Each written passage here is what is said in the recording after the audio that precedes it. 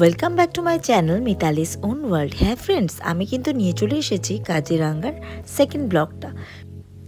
এখন তোমাদেরকে আমি নিয়ে চলে যাব ঠিক পরের দিন। সেদিন কিন্তু আমাদের সাফারি করার কথা ছিল। আমরা এখন একদম রেডি, ওরা ব্রেকফাস্ট করে আসছে আর আমি এখানে ওয়েট করছি।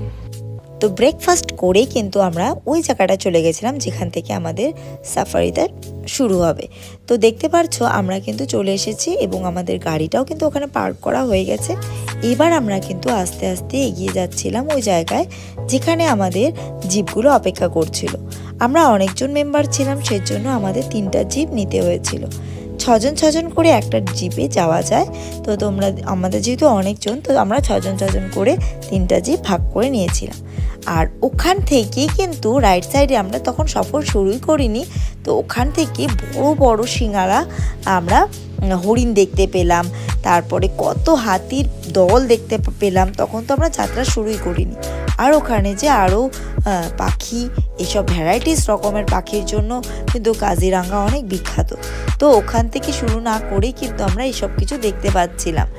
যেখান থেকে আমরা জিপে উঠছি, এই যে একটা নদীর মতো গেছে তার অপোজিট সাইডে, আর এখন আমরা কিন্তু যাত্রা শুরু করে দিয়েছি। তো এই যাত্রাটা কিন্তু আমাদের খুব রোমাঞ্চকর ছিল। এত সুন্দর মানে দেখতে পাচ্ছ ঘাস গ্রাসল্যান্ড টাইপের জায়গাটা, যেখানে আর কি বাঘ ঠাক দেখা যায় এরকম ধরনের। আমরা কিন্তু বেশিরভাগই অ্যানিমাল প্ল্যানেটে দেখতে পাই যে এরকম ধরনের জায়গাতে হরিণের পেছনে বাঘ দৌড়াচ্ছে। তো একদম দারুণ ছিল, এরকম আমার কিন্তু ফার্স্ট টাইম ছিল। আর আমাদের একদম চোখের সামনে কত হাতি, তো দেখো কত সুন্দর লাগছে এরকম। যেহেতু এখন যেই মাস চলছে শীতকাল, এখন সব কিছু প্রায় ড্রাই, তার সাথে আমরা সব জিপগুলো পরপর যাচ্ছি। আর একদম পাশেই একদম গন্ডার বলো, হাতি বলো, একদম কাছাকাছি। দেখো একদম আমরা একটু আগাচ্ছি, তারপরেই কিন্তু আমরা এখনই একদম সামনে থেকে একটা গন্ডার দেখতে পাবো, যেটা তোমাদেরকে আমি দেখাচ্ছি।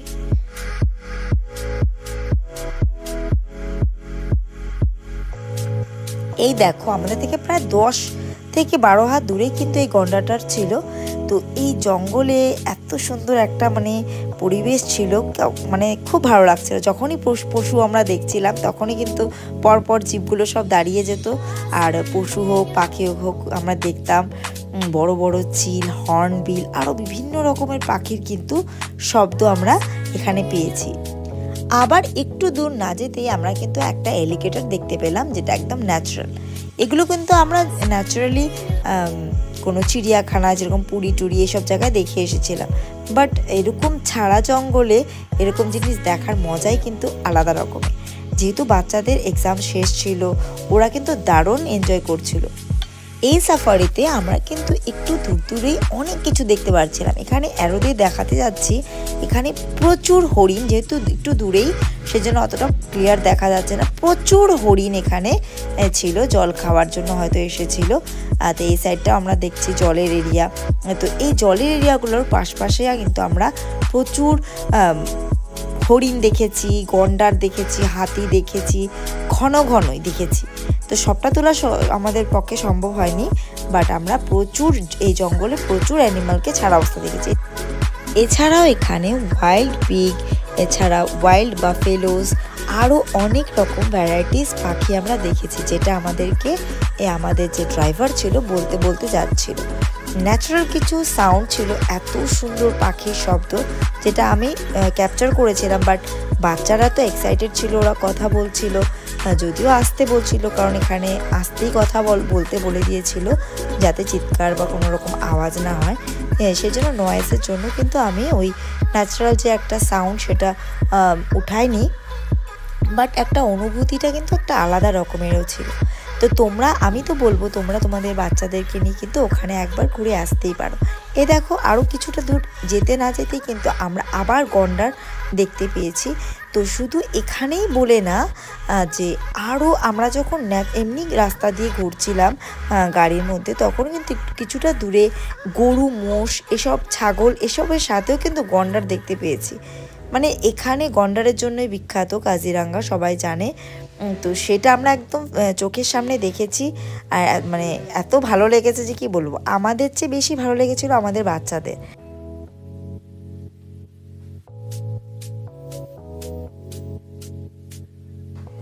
এই যে জলের জায়গাগুলো দেখতে পারছো, এখানে কিন্তু একটু আগে গেলে দেখতে পারবে যে কিছু কিছু গাছের ডাল, কিছু কিছু গাছের কাণ্ডগুলো পড়ে আছে।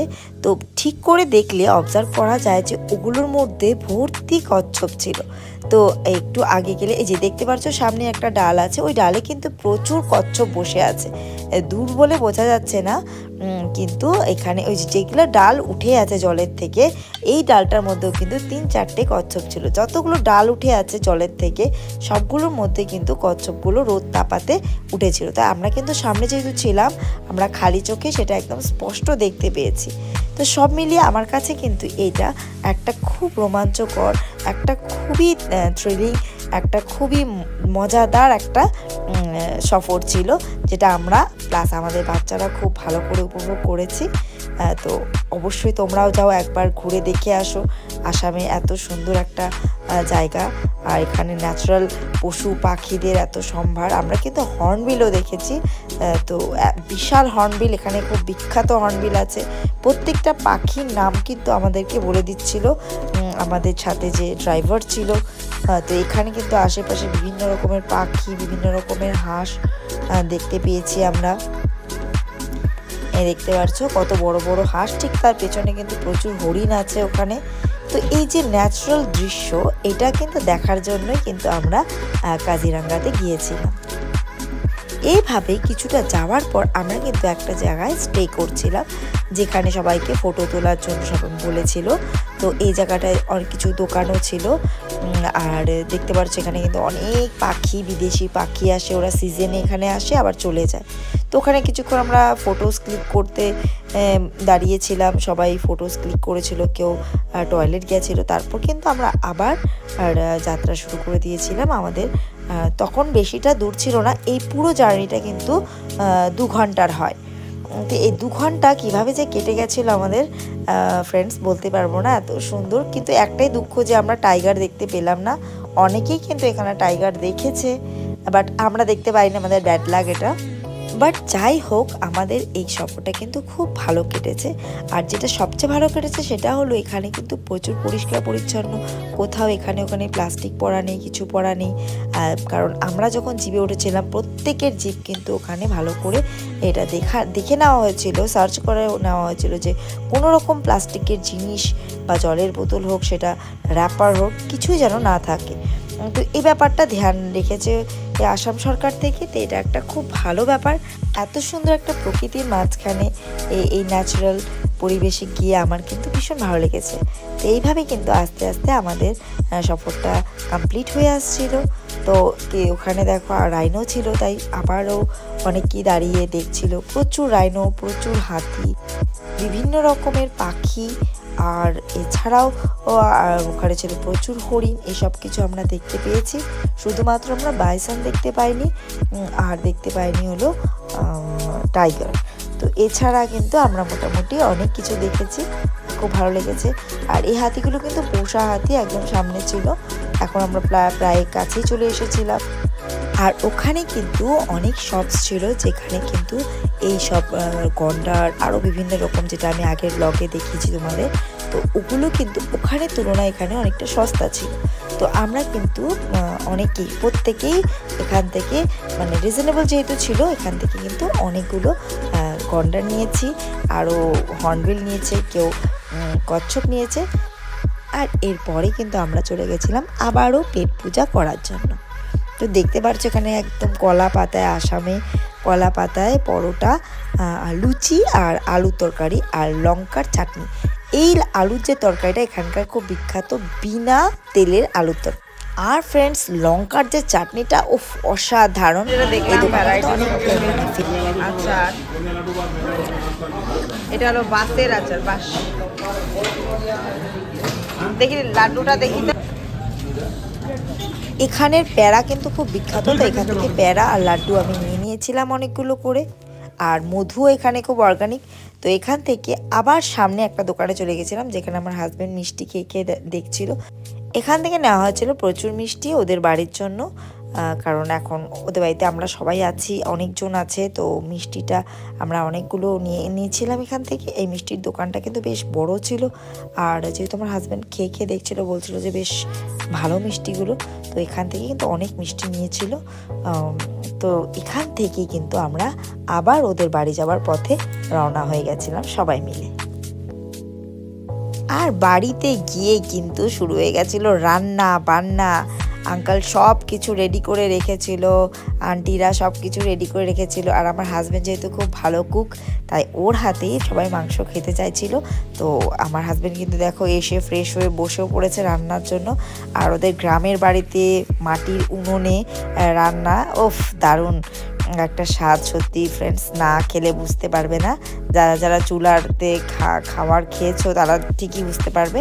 আর এটা হলো মীরা আর ওর ভাই, ও এতদিন পর বোন আসছে, ভাই বোনকে সেই ভালোবাসছে। এই হলো ভাইয়ের বউ লক্ষ্মী।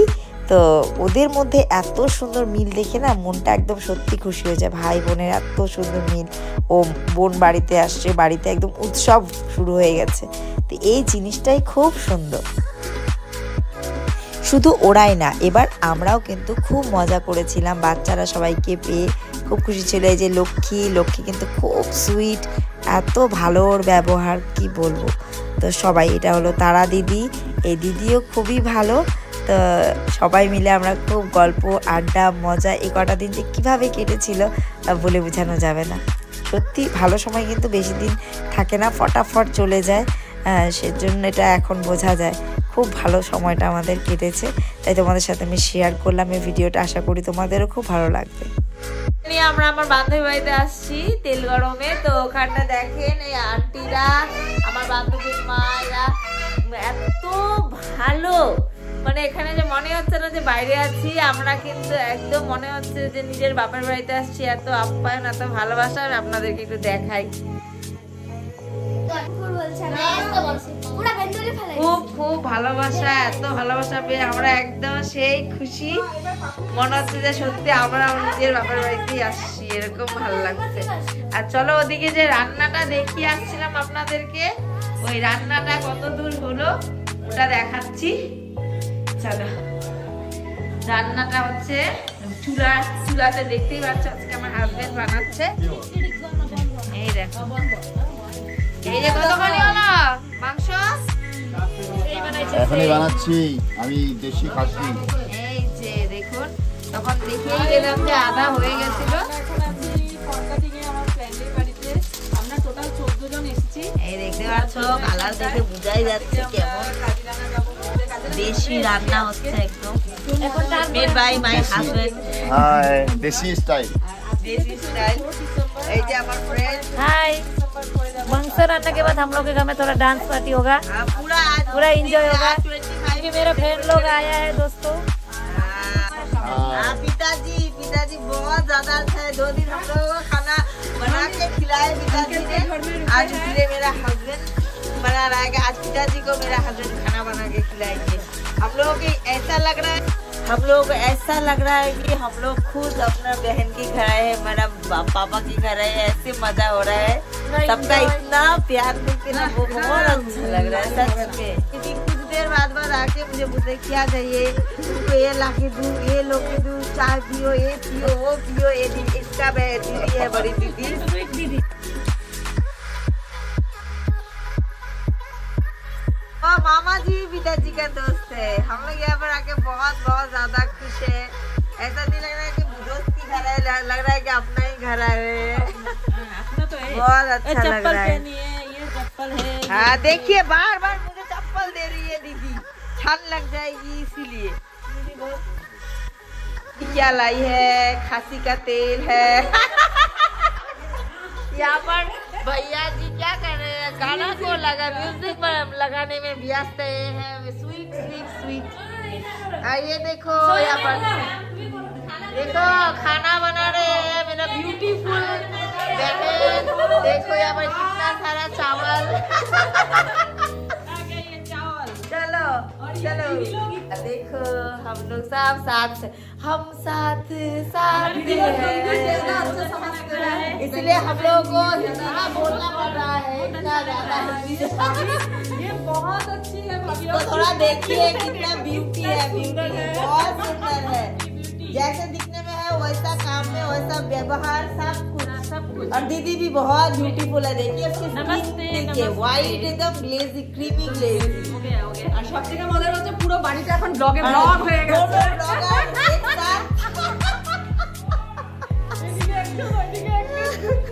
खाना गाना बजाना खाना पीना होगा पूरा, गाना बजाना হ্যালো ফ্রেন্ডস, আজকে 25 ডিসেম্বর পড়বে, এত ভালো কাটছে কি বলবো। এই দেখো ওদের বাড়ির বাইরেটা, আমরা ঘরে আছি, ভীষণ আনন্দ করছি, ভীষণ মজা হচ্ছে, সবাই এত বেশি ভালো। তো ফ্রেন্ডস, আশা করি আমার এই ভিডিওটা তোমাদের খুব ভালো লাগবে, আমার তো খুব ভালো লেগেছে। তো সিম্পলিসিটি কিন্তু সবচেয়ে প্রধান মানুষের, মানুষ কিন্তু সারা জীবন কেউ বাঁচবে না, তোমার যদি মন ভালো থাকে তাহলে সব ভালো। পুরোটা দেখার জন্য থ্যাংক ইউ সো মাচ।